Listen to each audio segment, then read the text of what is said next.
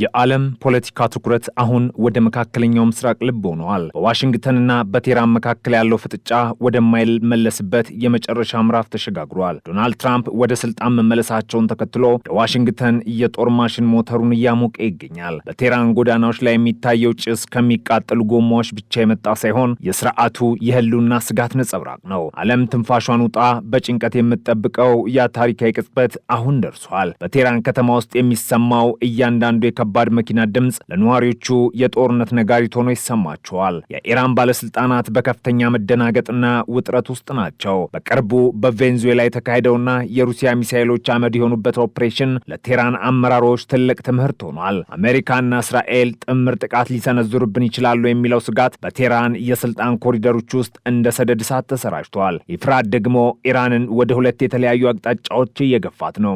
በአንድ በኩል ዲፕሎማሲያዊ ነጭ ጨርቅ በማውለብለብ ለመደራደር ዝግጁ ነን የሚል ድምጽ እያሰማይ ሲሆን፣ በሌላ በኩል ደግሞ ወታደራዊ ጀነራሎቿ ማንም አሜሪካዊ ደህንነቱ አይጠበቅም የሚል የሞት ማስጠንቀቂያ እያስተላለፉ ነው። ዶናልድ ትራምፕ በዋይት ሃውስ ኦቫል ኦፊስ ውስጥ ሆነው የሚሰጧቸው መግለጫዎች ከቀልድ ያለፉ ወደ ተግባር ለመለወጥ ጥቂት ሰከንዶች ብቻ የቀራቸው ይመስላሉ። ትራምፕ ለኢራን ያስቀመጡት ምርጫ ግልጽ ነው። ወይ አዲስ የኒውክለር ስምምነት ተቀበሉ፣ ካልሆነ ግን መቃብራችሁን ቆፍሩ።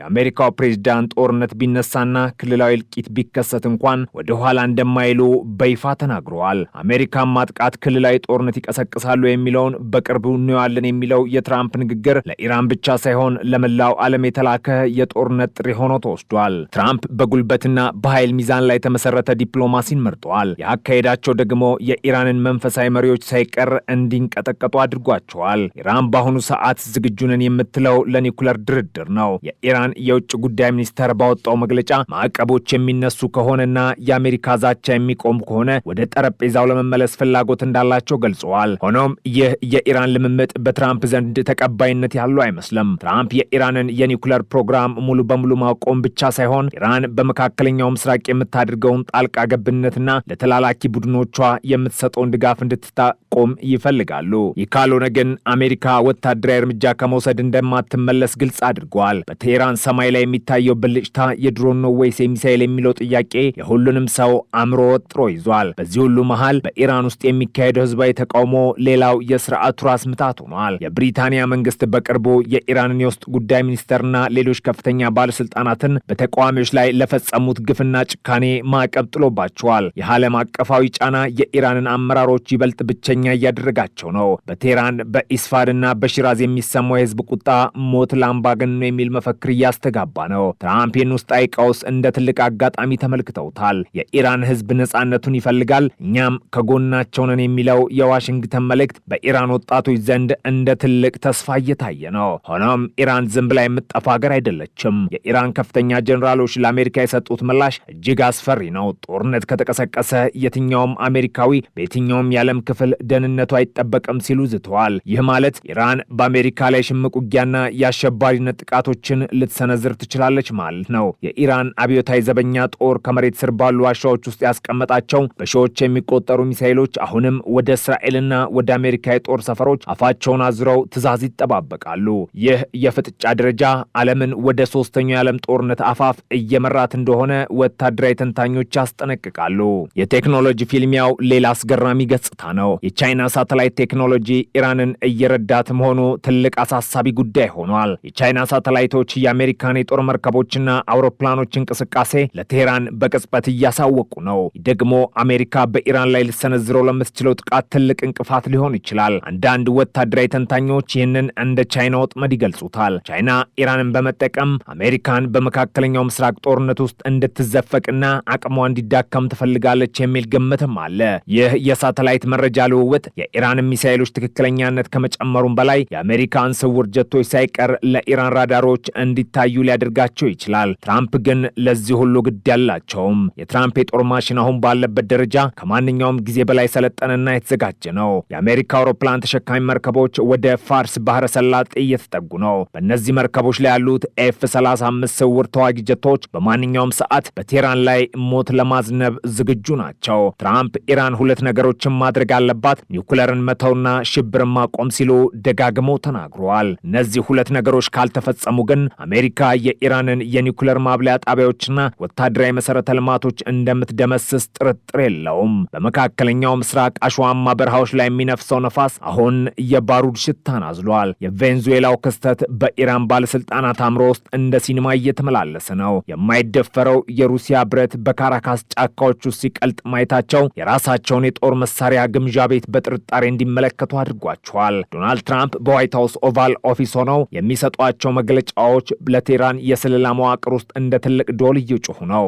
ይህ ፍርሃት በኢራን አብዮታዊ ዘበኛ ጦር ውስጥ ከፍተኛ ክርክር ቀስቅሷል። አንዳንዶቹ አሁኑኑ እስራኤል ላይ ድንገተኛ ጥቃትን ሰንዝር ሲሉ፣ ሌሎች ደግሞ የትራምፕን ቁጣ ላለመቀስቀስ ሲሉ ጥንቃቄ እንዲደረግ እየመከሩ ነው። ይሁን እንጂ በኢራን አውራ ጎዳናዎች ላይ የሚፈሰው ደም ትራምፕን ወደ ጦርነቱ ይበልጥ እየሳባቸው ነው። በሺዎች የሚቆጠሩ ወጣቶች ነጻነት ወይም ሞት ብለው አደባባይ መውጣታቸው የኻሜኒ መንግስት ወደ መጨረሻው የጭካኔ እርምጃ ገፍቶታል። ትራምፕ ግን ይህንን ጭካኔ እንደ ጦርነት ጥሪን የቆጠሩት ቀይ መስመሩ ከተጣሰ የአሜሪካ የጥፋት መብረቆች ወደ ቴህራን ሰማይ ይምዘገዘጋሉ የሚለው መልእክታቸው የአውሮፕላን ተሸካሚ መርከቦችን ወደ ፋርስ ባህረ ሰላጤ እንዲጠጉ አድርጓቸዋል። የኢራን ጀነራሎች ግን አሁንም ዛቻ ላይ ናቸው። አሜሪካውያን በሰላም መተኛት አይችሉም የሚለው ፉከራቸው ለጦርነቱ ተጨማሪ ማገዶ ሆኗል። ኢራን ያሏት የባሊስቲክ ሚሳኤሎች አሁንም ትልቅ ስጋቶች ናቸው። በተለይም ፋታ 2 የተሰኘው ሃይፐርሶኒክ ሚሳኤል የአሜሪካንና የእስራኤልን የአየር መከላከያ ስርዓት ሰብሮ የመግባት አቅም እንዳለው ይነገራል። ይህ ሚሳኤል ድምፅ ከሚጓዝበት ፍጥነት በ5 እጥፍ በላይ የሚጓዝና በአየር ላይ አቅጣጫውን የመቀየር ብቃት ያለው በመሆኑ ማንኛውንም መርከብ ወይም ወታደራዊ ቤዝ በሰከንዶች ውስጥ አመድ የማድረግ አቅም አለው። ከዚህ በተጨማሪም ኮራም ሻርፎር የተሰኘው ሚሳኤል እስከ 2000 ኪሎ ሜትር ርቀት ተወንጭፎ 1500 ኪሎ ግራም የሚመዝን የጦር አውታር የመሸከም ብቃት አለው። እነዚህ መሳሪያዎች የኢራን የመጨረሻ ካርድ ናቸው ተብሎ ይታሰባል። ትራምፕ ግን ለእነዚህ መሳሪያዎች ግድ የላቸውም የሚመስሉ ማስጠንቀቂያዎችን እየሰጡ ነው። የኢራን ደህንነት ኃይሎች በተቃዋሚዎች ላይ የሚያደርሱት ግድያና ስራ ከቀጠለ አሜሪካ የኢራኑን ወታደራዊ መሰረተ ልማቶችና የኒውክሌር ጣቢያዎችን ኢላማ ያደረገ ኦፕሬሽን ልትጀምር እንደምትችል በይፋ ዝታለች። እስራኤልም በበኩሏ ከቬንዙዌላው ኦፕሬሽን በኋላ ያገኘችን ወታደራዊ መነሳሳት በመጠቀም በኢራን ላይ የአንገት መቁረጥ ጥቃት ለመፈጸም ዝግጁ መሆኗን የስለላ መረጃዎች ያመላክታሉ። ይህ ማለት የኢራን ከፍተኛ አመራሮችና ወታደራዊ አዛዦችን በአንድ ጊዜ ኢላማ ያደረገ ጥቃት ማለት ነው። ኢራን ይህን ስጋት ለመመከት አርማንና አዛራክሽ የተሰኙትን አዳዲስ የአየር መከላከያ ስርዓቶቿን በስትራቴጂካዊ ቦታዎች ላይ እያሰማራች ትገኛለች። አርማን በራዳር የማይታዩ ስውር ተዋጊ ጀቶችን የመለየት አቅም ያለው ሲሆን አዛራክሽ ደግሞ መሬትን ታኮ የሚመጡ ድሮኖችንና ክሩዝ ሚሳኤሎችን ለመጣል ታስቦ የተሰራ ነው። ሆኖም የአሜሪካው F-35 እና እስራኤል የምትጠቀማቸው ዘመናዊ ኤሌክትሮኒክስ ጦርነት መሳሪያዎች እነዚህ መከላከያዎችን ሽባ ሊያደርጓቸው ይችላል የሚል ስጋት በኢራን ጀነራሎች ዘንድ አለ። በቬንዙዌላ የታየው የሩሲያ S-400 መከላከያ ውድቀት ለዚህ ትልቅ ማሳያም ሆኗል። በዚህ ሁሉ መሃል የኢራን ህዝብ በመከራና በተስፋ መሃል ይገኛል። በአንድ በኩል ከገዢው አካል የሚደርስባቸው ጭቆና፣ በሌላ በኩል ደግሞ ሀገራቸው ወደ ታላቅ ጦርነት ልትገባ መሆኑ የፈጠረው ስጋት። ትራምፕ ግን ለኢራን ህዝብ አዲስ ቀን ይመጣል በማለት የፖለቲካ ትርክታቸውን እያጠናከሩ ነው። በኢራን ላይ የሚወሰደው እርምጃ ከቬንዙዌላው በብዙ ጥፍ የላቀና አውዳሚ ሊሆን እንደሚችል ወታደራዊ ተንታኞች ያስጠነቅቃሉ። የኢራን የኒውክሌር ጣቢያዎች አሁን የዓለም ስጋት ማዕከል ሆነዋል። በትራምፕ የሚመራው አሜሪካና በእስራኤል የተቀነባበረው ኦፕሬሽን እነዚህ ጣቢያዎች ከመሬት በታች ቢሆንም እንኳን ለማውደም የሚያስችሉ በንከር በስተር ቦምቦችን ለማሰማራት ዝግጁ ሆነዋል። የኢራን ተቃዋሚዎች በቴህራን አደባባዮች ላይ ትራምፕ ወይ እርዳን የሚሉ ድምጾችን እያሰሙ ሲሆን የኻሜኒ መንግስት ደግሞ ይህንን እንደ ሀገር ክደት በመቁጠር ከፍተኛ እስራትና ግድያ እያከናወነ ነው። ትራምፕ በሰጡት አዲስ ማስጠንቀቂያም ለኢራን ህዝብ ነጻነት ሲባል ማንኛውንም እርምጃ ለመውሰድ ዝግጁ ነን ብለዋል። የንግግር ለጦርነት ነጋሪት መምታት ነው ተብሎም ተተርጉሟል። ኢራን ያሏት ሻሄድ ድሮኖች በዩክሬን ጦርነት ላይ ያሳዩት ውጤታማነት የሚታወስ ነው። እነዚህ ድሮኖች በብዛትና በቡድን ጥቃት የመሰንዘር አቅም ያላቸው በመሆኑ የእስራኤልን አይሮንዶምና አሮ የመከላከያ ስርዓቶችን ሊያጨናንቁ ይችላሉ። የኢራን ባለስልጣናት ፍርሃት የመነጨው ከቴክኖሎጂ ገመና መጋለጥ ነው። የቻይና ሳተላይት ድጋፍ ቢኖርም የአሜሪካ የሳይበር አቅም በማንኛውም ሰዓት የኢራንን የመገናኛ መረብ ሊያጠፋው ይችላል። ይህ የሳይበር ጦርነት ኢራን ያላትን ወታደራዊ የበላይነት ዋጋ ቢስ ሊያደርገው ይችላል። የሆርሙዝ ወንዝ በዓለም ነዳጅ ንግድ ላይ ያለው ሚና ለኢራን ትልቅ የመደራደሪያ ካርድ ቢሆንም ትራምፕ ግን ወንዙን ለመዝጋት የሚደረግ ማንኛውንም ሙከራ ቴህራንን ወደ አመድነት ይለውጣታል የሚል ጠንካራ ማስጠንቀቂያ ሰጥተዋል። በቴህራን ሰማይ ላይ የሚታየው ብርሃን የድል ነው ወይስ የጥፋት መብረቅ የሚለው ጥያቄ በዓለም አቀፍ አቀፍ ማህበረሰብ ዘንድ በጉጉትና በፍርሃት እየተጠበቀ ነው። ትራምፕ ቃላቸውን ጠብቀው ጣልቃ ይገቡ ይሆን ወይስ ኢራን ያሏትን ዘመናዊ መሳሪያዎች ተጠቅማ አሜሪካና እስራኤልን ትመክታለች? የጦርነቱ ነጋሪት በሩቅ እየተሰማ ነው። የኢራን ህዝብና የስልጣን ባለቤቶችም ለመጨረሻው ፍልሚያ ዝግጁ ይመስላሉ። የ2026 መጀመሪያ ለዓለም ታሪክ ትልቅ ፈተና ሆኗል። ከቬንዙዌላ እስከ ቴህራን ያለው ርቀት በሺዎች የሚቆጠሩ ኪሎ ሜትሮች ቢሆንም የወታደራዊ ስልቱ ግን ተመሳሳይ መስመር የተከተለ ነው። ኢራን